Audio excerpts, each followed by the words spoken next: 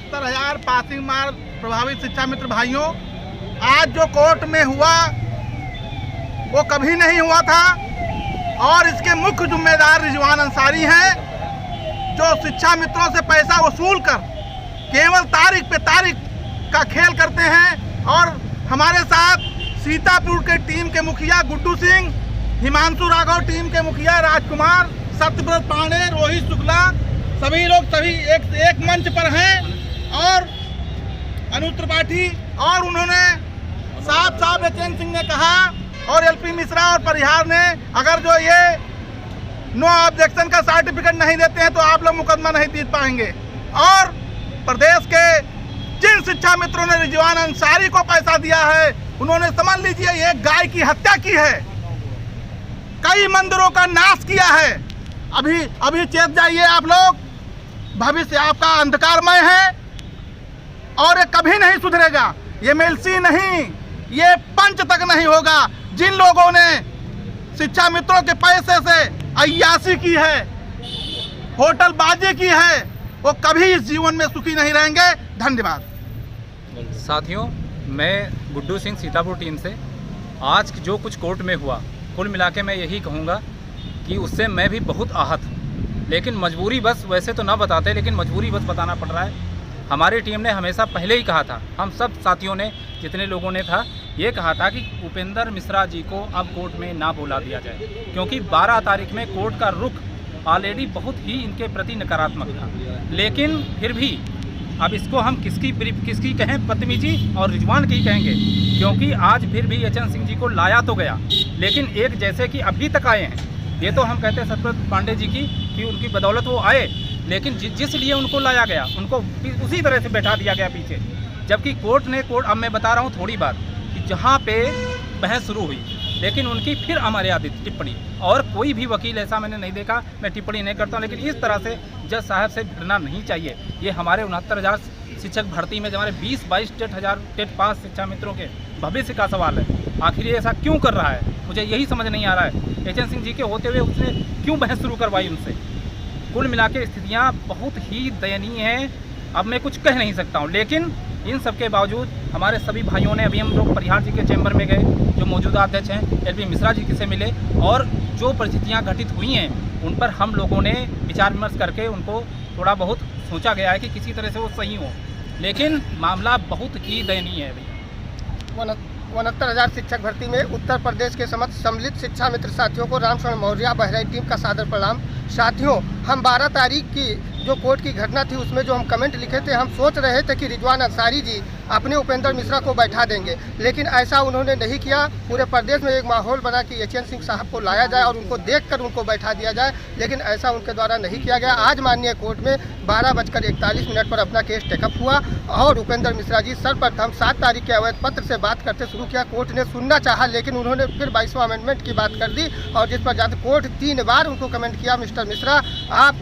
Point पर आइए, out of point मत होइए, लेकिन उन्होंने नहीं माना और अपनी बहस चालू रखा। 12:51 पर कोर्ट झल्ला करके फाइल को बेंच सेक्रेटरी की तरफ फेंकते हुए और उठकर चली गई। साथियों, कुछ ही पलों में कोर्ट बेंच सेक्रेटरी को अंदर बुलाती है और उसके बाद 25 तारीख की डेट 25 फरवरी 2020 की डेट उन्होंने निश्चित किया है। साथियों, एक चीज़ मैं और बता दूं, रिजवान अंसारी जी जब बता रहे थे कि हम एचएन सिंह को ला करके उनसे बहस कराएंगे, इसके बाद उनके विधिचारक जी आज उनको कोर्ट के अंदर ही एचएन सिंह साहब से कह रहे थे कि सर आपको किसने बुलाया है, बताइए। विधिचारक जी की और अपने पैरवीकार की ही नहीं बात होती है, वो बता रहे थे किसने बुलाया है। इस तरीके के कमेंट आ रहे हैं। साथियों, यदि अपने भविष्य को आप बचाना चाहते हैं तो जितने लोगों ने उत्तर प्रदेश के रिजवान अंसारी को सहयोग किया है, चाहे 1 रुपया सहयोग किया हो, उस व्यक्ति को फोन करके आप बता दीजिए कि रिजवान अंसारी जी आप उपेंद्र मिश्रा से 24 तारीख तक आप नो ऑब्जेक्शन दाखिल करा दीजिए, और एचएन सिंह की और भी जितने भी बड़े वकील होंगे उसकी फीस ये रामशरण मौर्य खुद देगा अपनी ज़िंदगी को बचाने के लिए। साथियों,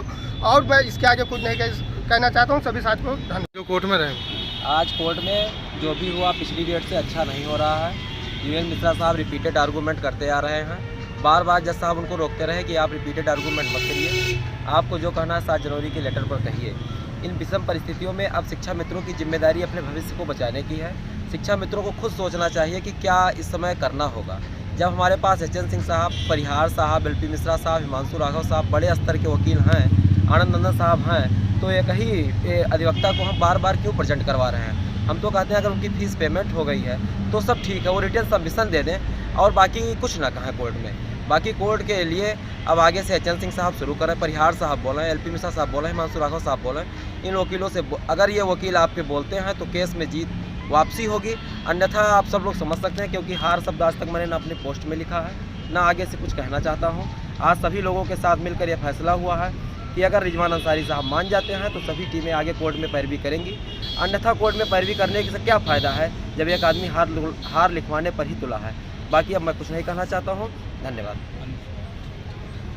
नमस्कार साथियों, मैं अनु त्रिपाठी सीतापुर टीम से। कोर्ट के अंदर मैं भी मौजूद था, लेकिन जैसे मिश्रा जी ने आर्गूमेंट स्टार्ट किया और फिर रिपीट आर्गूमेंट, और इसी पे कोर्ट झल्लाई कि आप रिपीट आर्गूमेंट मत करें, केवल मेरिट पे बहस करें। और उसके बाद कोर्ट, क्योंकि उपेंद्र सर मान ही नहीं रहते कि मैं बार बार रिपीट आर्गूमेंट कर रहा हूँ, कोर्ट इसी में झल्ला गई।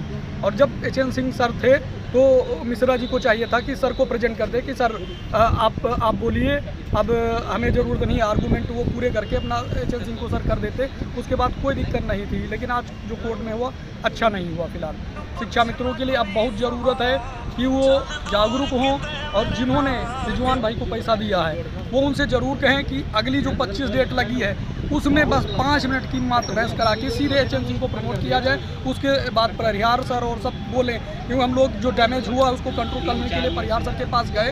उन्होंने कहा ठीक है आप परेशान मत होइए, मैं बात करता हूँ और आपकी बात जो है अच्छे से कोर्ट सुनेगी। और एचएन सिंह से भी बात हुई तो उन्होंने भी कहा जो डैमेज कंट्रोल हुआ उसको हम लोग संभालेंगे, लेकिन बशर्ते ये कि 25 को उपेंद्र मिश्रा जी अपना रिटर्न आर्गूमेंट दे दें और हम स्टार्ट करें, उसके बाद परिहार सर स्टार्ट करें, आपका डैमेज कंट्रोल हो जाएगा, परेशान मत हो।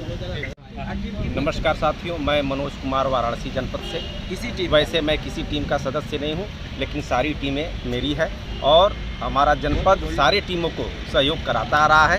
12 फरवरी की तारीख के जो उठापटक की स्थिति उत्पन्न हुई, उस परिस्थिति में मैंने सोचा कि मैं 18 तारीख की महत्वपूर्ण सुनवाई में उपस्थित रहूंगा। आज मैं उपस्थित रहा थी और कोर्ट में जो कुछ हुआ इससे ये स्पष्ट है कि 12 तारीख की भी बात सत्य रही हो।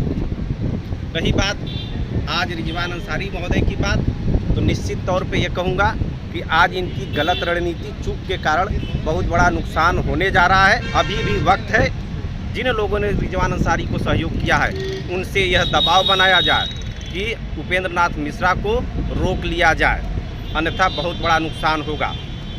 इन्हीं चंद शब्दों के साथ एक और बात कहूँगा एचएन सिंह साहब के लिए, उनको भी आज बहुत दुख हुआ है।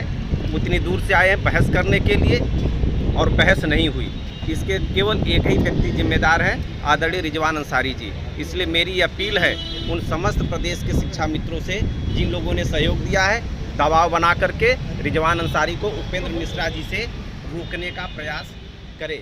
धन्यवाद।